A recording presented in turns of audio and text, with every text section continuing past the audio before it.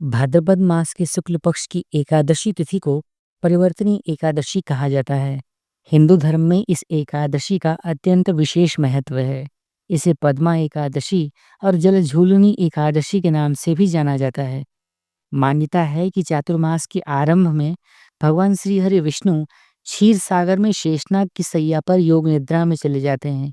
इस अवधि में सृष्टि संचालन का दायित्व भगवान शिव को सौंप दिया जाता है। चातुर्मास की यह अवधि 4 माह तक रहती है और इसमें कुल 8 एकादशियां आती हैं। हर एकादशी का अपना अलग-अलग धार्मिक महत्व और आध्यात्मिक महत्व होता है। इनमें से परिवर्तनी एकादशी का स्थान विशेष है, क्योंकि इस दिन भगवान श्री हरि विष्णु अपनी योग निद्रा के दौरान करवट बदलते हैं। इसी कारण इसे परिवर्तनी यानी करवट बदलने वाली एकादशी कहा जाता है। इसे पद्मा एकादशी और जलझूलनी एकादशी के नाम से भी लोग जानते हैं। इसे भाद्रपद मास की अंतिम एकादशी भी माना जाता है। शास्त्रों के अनुसार इस एकादशी का व्रत करने से समस्त पापों से मुक्ति मिलती है और व्रती को मोक्ष की प्राप्ति होती है। साथ ही साथ यह व्रत जीवन में सुख, समृद्धि, सौभाग्य और आरोग्य भी प्रदान करता है।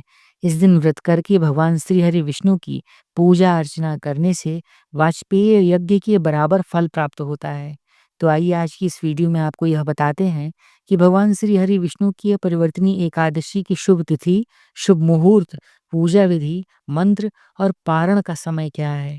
देखिए, वैदिक पंचांग के अनुसार भाद्रपद शुक्ल की एकादशी तिथि का आरंभ 3 सितंबर को तड़के 3:53 पर यानी कि 3 सितंबर को 3:53 पर होगा, जो कि 4 सितंबर को गुरुवार को तड़के 4:21 पर समाप्त होगा, यानी कि 4.21 मिनट्स पर समाप्त होगा। ऐसे में उदया तिथि के आधार पर बात की जाए तो परिवर्तनी एकादशी का व्रत 3 सितंबर को ही रखा जाएगा। परिवर्तनी एकादशी पर इस वर्ष आयुष्मान योग, सौभाग्य योग, रवि योग का निर्माण हो रहा है। इस अवधि में विष्णु जी की पूजा अर्चना करने से विशेष फलों की प्राप्ति हो सकती है। लाभ और उन्नति का जो शुभ मुहूर्त है वह सुबह 6 बजे से लेकर 7:35 तक है। वहीं अमृत और सर्वोत्तम मुहूर्त सुबह में 7:35 सुबह से लेकर 9:10 सुबह तक रहेगा।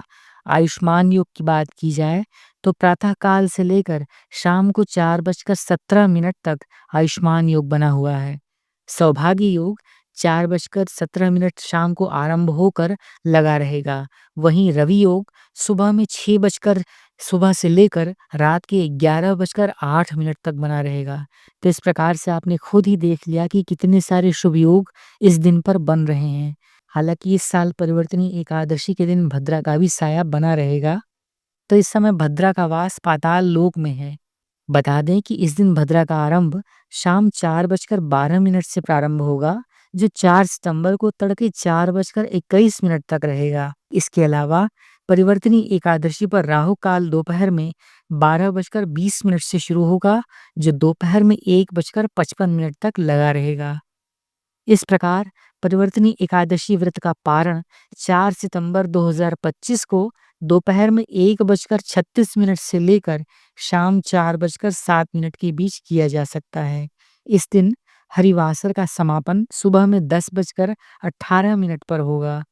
परिवर्तनी एकादशी की पूजा विधि की भी चर्चा कर लेते हैं और इसके बाद हम परिवर्तनी एकादशी की वह शुभ कथा को भी सुनेंगे। सभी दर्शकों से बता दें कि एकादशी के दिन ब्रह्म मुहूर्त में उठकर सभी कामों से निवृत्त होकर स्नान आदि कर लें। इसके बाद संभव हो तो पीले रंग के वस्त्र धारण कर लें, क्योंकि भगवान विष्णु को पीला रंग अत्यंत पसंद है। फिर हाथों में थोड़ा सा अक्षत लें, पीला रंग का फूल लेकर व्रत का संकल्प करें और इसे श्री विष्णु जी को समर्पित कर दें। अब पूजा को प्रारंभ करें। सबसे पहले एक तांबे के लोटे में जल, दूध, लाल फूल और अक्षत डालकर सूर्यदेव को जल अर्पित करें। सूर्यदेव को जल अर्पित करने के बाद विष्णु जी की पूजा को प्रारंभ करें। एक लकड़ी की चौकी में पीले रंग का वस्त्र बिछाकर श्री हरि विष्णु जी की तस्वीर या मूर्ति को स्थापित करें।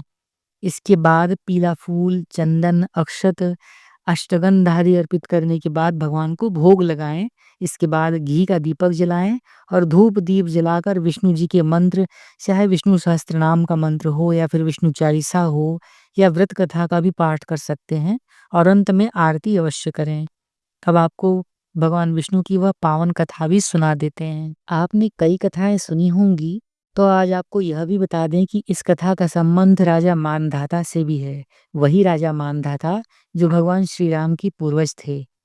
उन्होंने अपनी प्रजा की भलाई के लिए पद्मा एकादशी का व्रत किया था। इसी पद्मा एकादशी को जलझूलनी एकादशी के नाम से भी जाना जाता है। शास्त्रों में भगवान श्री कृष्ण ने ऐसा कहा है कि इस उत्तम व्रत का अनुष्ठान अवश्य करना चाहिए। पद्मा एकादशी के दिन कथा के बाद जल से भरे हुए घड़े को ढककर दही और चावल के साथ यदि ब्राह्मणों को दान दिया जाए, साथ ही साथ छाता और जूता आदि भी दिया जाए, तो दान करते समय इस मंत्र का जाप अवश्य करना चाहिए। नमो नमस्ते गोविंद बुध श्रवण संज्ञक अधोदक्ष संशय कृत्वा सर्व सौख्यम प्रदोभव भुक्ति मुक्ति प्रदर्शेण लोकानाम सुखदायकः। तो इस प्रकार से आप मंत्र का जाप करते हुए दान पुण्य अवश्य करें। यदि जो लोग मंत्र का जाप नहीं कर सकते या नहीं जानते, तो वो भगवान विष्णु का ओम नमो भगवते वासुदेवाय या ओम विष्णवे नमः इस मंत्र का भी जाप करके दान पुण्य कर सकते हैं। अब आपको वह पौराणिक कथा भी सुना देते हैं। एक बार युधिष्ठिर ने भाद्रपद माह के शुक्ल पक्ष की एकादशी तिथि का नाम, देवता और पूजा की विधि के बारे में पूछा। तब प्रभु श्री कृष्ण ने यह कहा कि युधिष्ठिर, भाद्रपद माह के शुक्ल पक्ष की एकादशी तिथि यानी पद्मा यानी कि परिवर्तनी एकादशी भी कही जाती है। इस व्रत कथा को पढ़ने, सुनने या फिर इस कथा का पाठ करने से व्यक्ति के सभी पापों का नाश होता है। इसी दिन भगवान ऋषिकेश की पूजा भी की जाती है। सूर्यवंश में राजा मानधाता नामक एक चक्रवर्ती, सत्य प्रतिज्ञ और प्रतापी राजर्षि, जो राजा और ऋषि दोनों ही होते हैं, वो हुए थे। उनके राज्य में अकाल नहीं पड़ता था, प्रजा को मानसिक चिंताएं नहीं सताती थीं और व्याधियों का प्रकोप भी नहीं होता था। उनकी प्रजा निर्भय और आर्थिक रूप से अत्यंत धन समृद्ध रूप से संपन्न थी। महाराज के कोष में केवल ईमानदारी से धन अर्जित होता था और उनके राज्य में समस्त वर्णों, आश्रमों के लोग अपने अपने धर्म कर्म में लगे रहते थे। मानधाता के राज्य की भूमि कामधेनु के समान फल देने वाली थी। उनके राज्य में प्रजा का जीवन अत्यंत सुखमय था।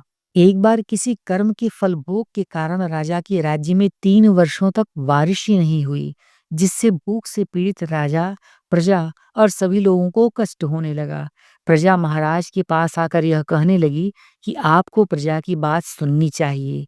जल भगवान का निवास स्थान है, इसीलिए वे नारायण कहलाते हैं। नारायण स्वरूप भगवान विष्णु सर्वव्यापी हैं। वे ही मेघ स्वरूप होकर वर्षा करते हैं और वर्षा से अन्न पैदा होता है और अन्न से ही प्रजा जीवित रहती है। महाराज, इस समय प्रजा के अन्न के समय प्रजा को अन्न नहीं मिल रहा है और अन्न के बिना प्रजा का नाश हो रहा है, अतः कोई उपाय कीजिए। महाराज ने कहा कि आपने सही कहा है, अन्न को ब्रह्म कहा गया है, अन्न से ही प्राणी जीवित रहता है। पुराण में भी विस्तृत रूप से यह वर्णन किया गया है कि राजाओं के अत्याचार से प्रजा को पीड़ा होती है, लेकिन जब मैं विचार करता हूँ तो मुझे इसमें मेरे कोई अपराध नजर नहीं आते हैं। फिर भी मैं प्रजा के हित में पूरा प्रयास करूंगा। ऐसा निश्चय करके राजा मानधाता कुछ व्यक्तियों को साथ लेकर भगवान को प्रणाम करने वनों की ओर चल पड़े। वहां मुनियों और तपस्वियों से मिले। एक दिन उन्हें ब्रह्मपुत्र अंगिरा के दर्शन हुए। अंगिरा एक बहुत तेजस्वी ऋषि थे। उनको देखते ही राजा ने दोनों हाथ जोड़कर मुनि के चरणों में प्रणाम किया। मुनि ने भी राजा का अभिनंदन स्वीकार किया और राज्य के बारे में पूछा।